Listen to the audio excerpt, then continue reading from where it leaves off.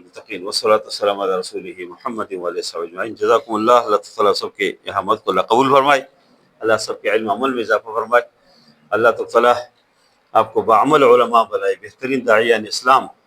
اور اس وقت جو حق و باطل کشمکش ہے، اس میں حق کے بہترین آپ کو علمبردار اللہ بنائے، دشمن کے مقابلے کے لیے اللہ تعالیٰ کے پاس بہت زیادہ آپ کو اللہ صلاحیت اور صالحیت عطا فرمائے۔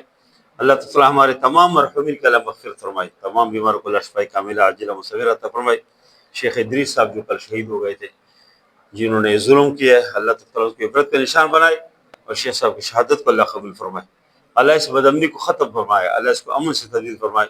جو لوگ اس بدامنی کو پھیلا رہے ہیں، اللہ ان کو ہدایت نصیب فرمائے، ان کے نصیب میں ہدایت نہیں، اللہ ان کے لیے کافی ہو جائے۔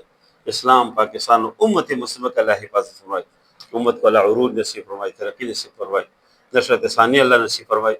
کشمیر اور فلسطین اور پوری دنیا میں جہاں مسلمان مظلوم ہیں، اللہ ان کو خصوصی مدد فرمائے، ایران کے اللہ مدد فرمائے، اور ان مسلمانوں کے ذریعے سے اللہ تعالیٰ یہ امریکہ اور اسرائیل کو اللہ اس کو نیست و نابود فرمائے، اللہ اس کو ذلیل فرمائے، ذلیل ہو گئے، اللہ اس کو اور بھی ذلیل فرمائے۔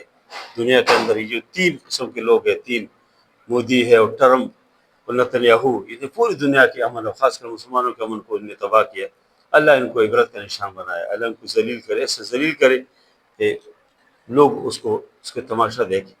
ربنا تقبل منا انک انت السمیع العلیم وتب علینا انک انت التواب الرحیم۔ صلی اللہ تعالیٰ خیر خلق۔ جزاکم اللہ خیر۔